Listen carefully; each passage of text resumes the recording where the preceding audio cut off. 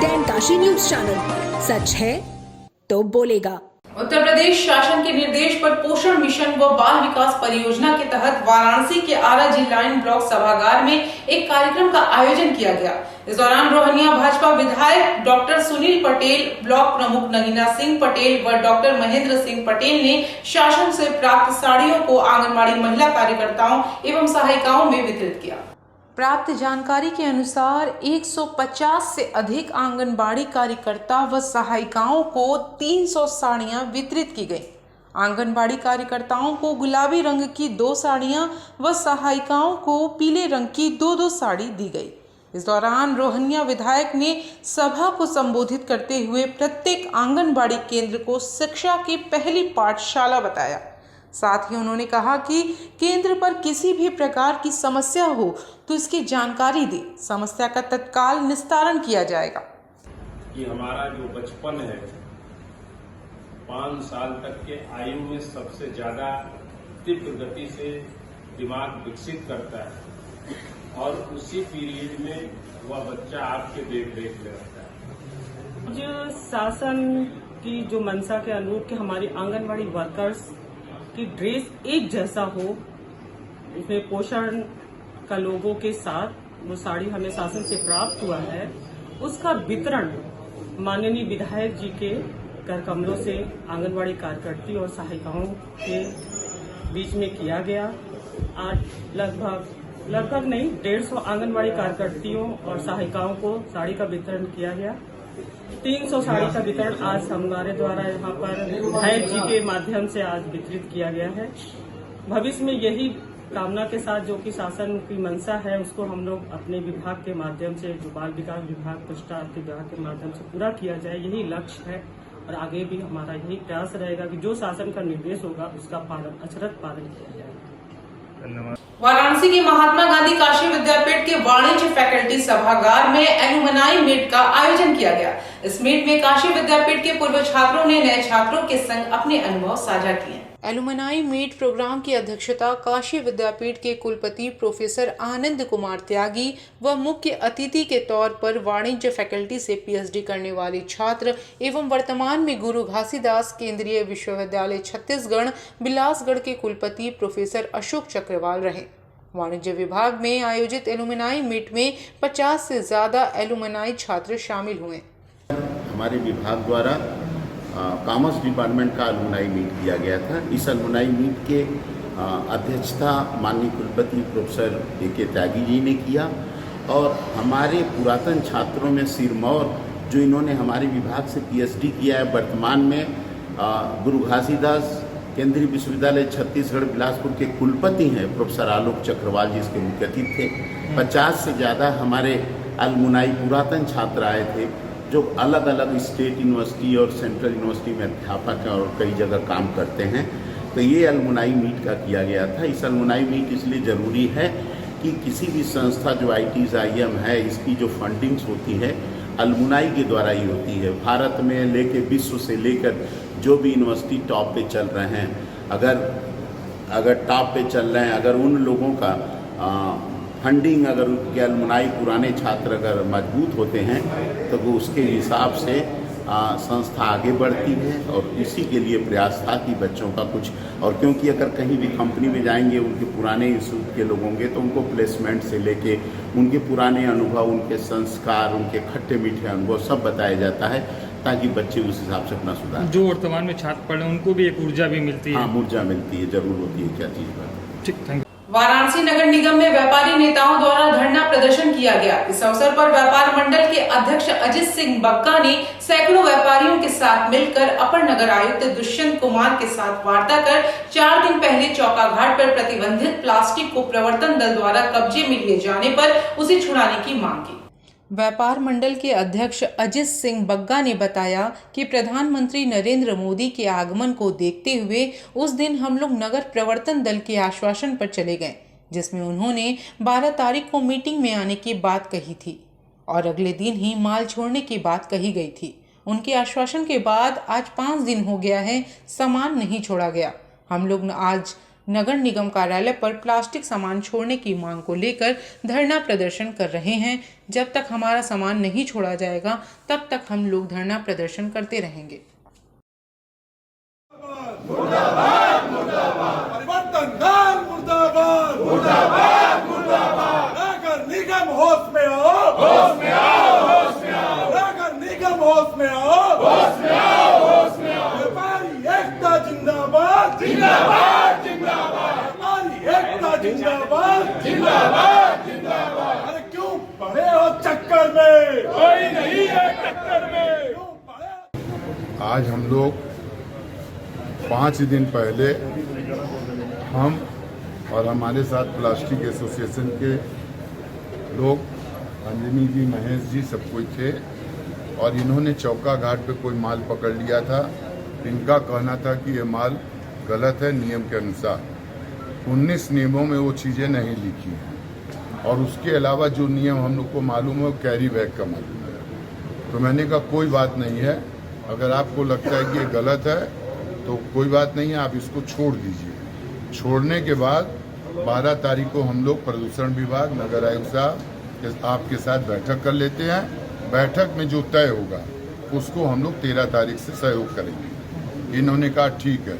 हमने कहा लेकिन बैठक तभी करेंगे जब ये माल छोड़ देंगे, नहीं तो हम लोग धरने पर बैठने जा रहे थे। जब धरने पर बैठने जा रहे थे तो कर्नल साहब और उनके साथ एक जने थे, उन्होंने बुलवाया।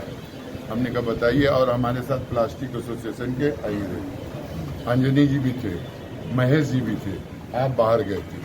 तो इन्होंने हम तीनों के सामने कहा कि आप धरना मत करिए, गाड़ी वगैरह अभी छोड़ दे रहा हूँ, माल कल 10:30 बजे आके ले जाइएगा और 12 तारीख को जो तय होगा 13 तारीख से उस तरह कार्रवाई होगी। मैंने कहा ये आपकी जबान है ना? बोले जबान है। मैंने कहा तभी मैं जा रहा हूँ। कहे हाँ ठीक है। आज वो जबान के अनुसार 5 दिन से माल नहीं छोड़े। इसकी शिकायत हम लोगों ने अपर नगर आयुक्त साहब जो उसके प्रभारी थे उनसे कही, उन्होंने असमर्थता व्यक्त कर दी और जो आज चार्ज पे हैं उन्होंने भी असमर्थता व्यक्त कर दी और कहा कि कल जब नगर आयुक्त आएंगे तभी कोई निर्णय होगा। तो व्यापारियों ने निर्णय लिया कि हम धरना देंगे, तो हम लोग धरने बैठे। तो व्यापारियों को कितनी दिक्कत हो रही जबकि प्रशासन आपको सहयोग नहीं कर रहा है? आपसे कहा था कि माल छोड़ने के लिए, तो व्यापारी 5 दिन से परेशान है, तो क्या 5 दिन से काम धंधा बंद किए हुए हैं, बाहर से माल नहीं मंगा रहे हैं, वो छोड़ के धूप के अंदर आके सड़क पे बैठे हुए हैं। लेकिन अधिकारी केवल सहयोग की बात कर रहे हैं और डिसीजन नहीं ले रहे हैं। हमारा कहना नगर आयुक्त साहब नहीं है, अपर नगर आयुक्त साहब को डिसीजन लेना चाहिए ना। और अगर कर्नल ने गलती की है तो उसको सामने बुलवाएं। कर्नल को बुलवाने में भी असमर्थता व्यक्त कर रहे हैं और वो साफ साफ नकार रहे कि मैंने ये बात नहीं कही। मैंने कहा कोई बात नहीं है, आप एक बार व्यापारियों के साथ चलिए, बाबा विश्वनाथ के मंदिर में कसम खा लीजिए, सारे व्यापारी मान जाए कि भाई बग्गा जी गलत करें, आप सही करें। भाई वो गलत करेंगे वो भोगेंगे, हम भी कसम खाएंगे कि इन्होंने कहा है। तो ये बुलाने उसमें था पैकेजिंग मटेरियल हम लोग बनाते हैं, जितने भी बनारस के आसपास के ब्रेड, बेकरी या नमकीन के कारखाने हैं उनमें हम लोग प्रिंट करके सप्लाई देते हैं। उस दिन भी हमारा माल जौनपुर के लिए जा रहा था और उसको इन लोगों ने अवैध बता के सीज कर दिया। काफ़ी रिक्वेस्ट करने के बाद नियम कानून का हवाला दिया, जबकि हम लोग का ये कहना है कि भाई ये SUP आइटम में है नहीं तो आप फिर क्यों पकड़ रहे हैं। फिर उन्होंने माइक्रोन वगैरह का हवाला दिया। हम लोगों ने रिक्वेस्ट किया कि भाई ठीक है, जो थोड़ा बहुत कमी है उसमें उसको भी जल्दी दूर कर लिया जाएगा, लेकिन इतना आश्वासन देने के बाद भी माल उन्होंने नहीं छोड़ा। और हम लोगों के सामने अब समस्या है कि जितने हम लोगों से जुड़ी हुई कुटीर उद्योग बनारस के हैं, आसपास में ब्रेड, बेकरी और टॉफी और नमकीन, उन लोग के कारखाने भी बंद है और हम लोग के भी लगभग बंद है। कितने हैं ऐसे? यहाँ पे कम से कम कुटीर उद्योग के 400-500 कारखाने हैं जिसपे ये प्लास्टिक पैकिंग मटेरियल यूज होती है बनारस में।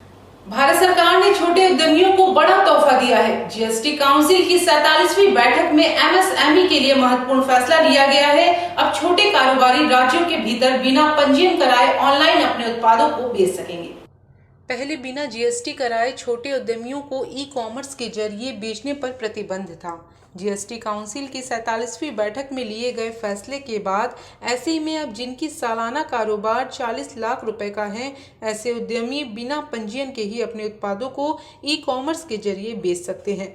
सरकार के इस फैसले का वाराणसी के छोटे उद्यमियों ने स्वागत किया है।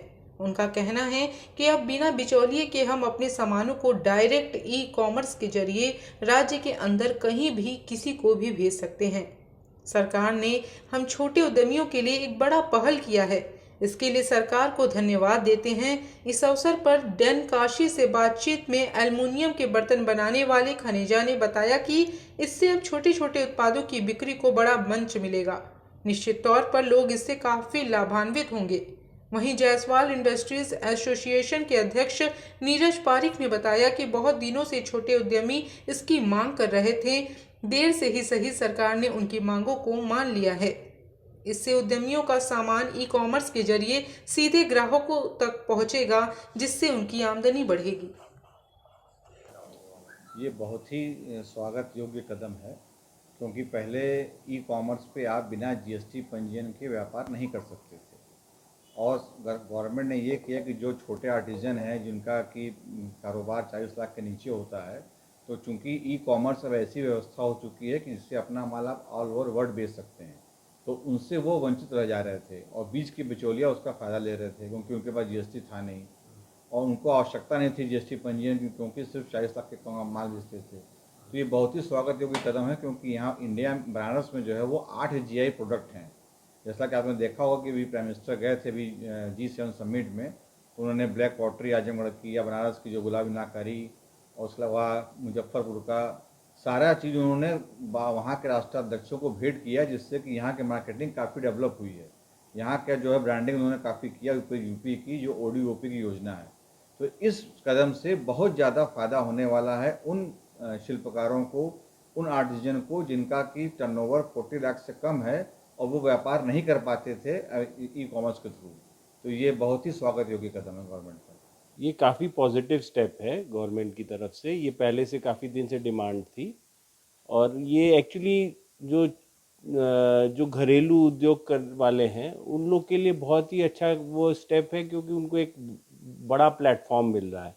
इसमें घरेलू औरतें हैं जो अपने लोकल लेवल पे घर पे अचार, मुरब्बा, पापड़, कुछ उनका एक स्पेशलाइज्ड आइटम बना रहे हैं, तो उनको एक बढ़िया प्लेटफॉर्म मिल गया कि वो अभी व्हाट्सएप से थोड़ा सा लोकल अपनी कम्युनिटी में बेच रहे हैं, थोड़ा अगल बगल, तो अब इनको एक बड़ा प्लेटफॉर्म मिलेगा, तो बड़ा काम बढ़ने का उनका वो हो जाएगा स्कोप।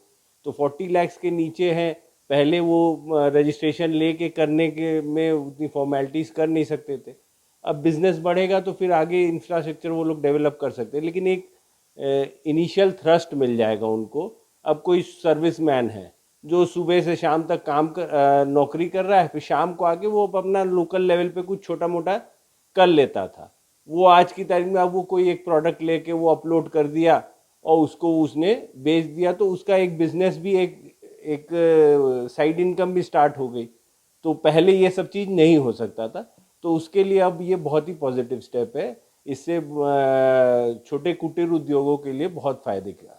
सरकारी फाइलों के कारण या सरकारी कार्यों के कारण जो लिखा पढ़ी दस्तावेजों के चक्कर में लोग नए आते थे, नए बिजनेस नहीं आते थे, क्या इस स्टेप से लोग आएंगे अब? हाँ, एकदम आएंगे। वो वही मतलब इनिशियली अभी हमारे पास बिजनेस है नहीं, इसलिए कॉन्फिडेंस नहीं है हमारे पास कि हम ये सारी फॉर्मेलिटीज़ कर पाएंगे कि नहीं। एक बार हम रजिस्ट्रेशन ले लिए तो उसी के मकड़ जाल में हम फंस के रह जाएंगे, ये डर भय सताता है। छोटे जो बिजनेसमैन हैं, जो फर्स्ट टाइम बिजनेस एंटरप्रेन्योर हैं, उनके लिए एक बहुत ही बड़ा टेंशन का विषय है। लेकिन ये एक बार जब स्टार्ट हो जाएगा, उनको एक थ्रस्ट मिल जाएगा स्टार्ट करने का, वो थोड़ा सा बिजनेस जब करने लगेंगे तो उसी से सीखेंगे और उसी के बाद फिर कॉन्फिडेंस आ जाएगा, तो वो भी रजिस्ट्रेशन लेके फिर और बड़े लेवल पे काम कर लेंगे। ये उस मामले में ये बहुत ही अच्छा स्टेप हम मानते हैं। निराश्रित स्थायी गोवंश आश्रय स्थल कठौरी के जिलाधिकारी संजीव सिंह ने निरीक्षण किया। इस दौरान जिलाधिकारी ने गोवंशों की बेहतर ढंग से देखरेख किए जाने के लिए मुख्य पशु चिकित्सा अधिकारी को निर्देश दिए। जिला अधिकारी के निरीक्षण के दौरान मौके पर सभी पशुओं को स्वस्थ पाया गया। साथ ही उन्होंने चिकित्सकों को निर्देशित कर कहा कि नियमित भ्रमण कर देखरेख सुनिश्चित रखा जाए। इसके अलावा पशुओं के लिए भूसा, चूनी, चोकर व हरे चारे की पर्याप्त व्यवस्था सुनिश्चित किया जाए। उन्होंने उप पशु चिकित्सा अधिकारी से गोवंश को दी जाने वाली दवाइयों की जानकारी ली तथा दवाओं की उपलब्धता के बारे में भी पूछा। खरौड़ी में आज निरीक्षण किया गया है। इसमें जो 181 पशु रखे गए हैं सभी स्वस्थ हैं। नियमित रूप से डॉक्टरों के द्वारा चिकित्सा की जा रही है। इसके अतिरिक्त यहाँ एक गोवर्धन का प्लांट भी प्रस्तावित है, जिसके माध्यम से जो बगल का प्राइमरी स्कूल है वहाँ पर गोबर गैस के माध्यम से MDM की तैयार किया जाएगा। सभी हमारी जनपद की गौशालाओं में जो निराश्रित गौवंश संरक्षित किए गए हैं उनके लिए पर्याप्त चारा, भोजन, पानी और उनकी सुरक्षा, ये सभी के लिए निर्देशित किया गया है। और नियमित रूप से डॉक्टर उनकी चिकित्सा करें और अधिकारियों को नोडल अधिकारी से निरीक्षण भी किया जा रहा है। साथ ही माननीय मुख्यमंत्री सहभागिता योजना के अंतर्गत जो दुधारू पशु इस तरह के आते हैं तो उनको जो हमारे सहमर्म बच्चे हैं, कुपोषित बच्चे हैं, उनके परिवारों को कवर भी किया जाता है, या जो भी इसमें इंटरेस्टेड है उसको 900 रुपये पर मंथ पर पशु के माध्यम से उनकी धनराशि प्रति माह भुगतान की जा रही है। और इस तरह से निराश्रित गौवंश आश्रय स्थलों के विकास और पशु निराश्रित पशु है उनको संरक्षित करने के लिए जिला प्रशासन द्वारा ये इस वक्त प्रयास किए जा रहे हैं। आप देख रहे हैं डैन काशी न्यूज चैनल। सच है तो बोलेगा।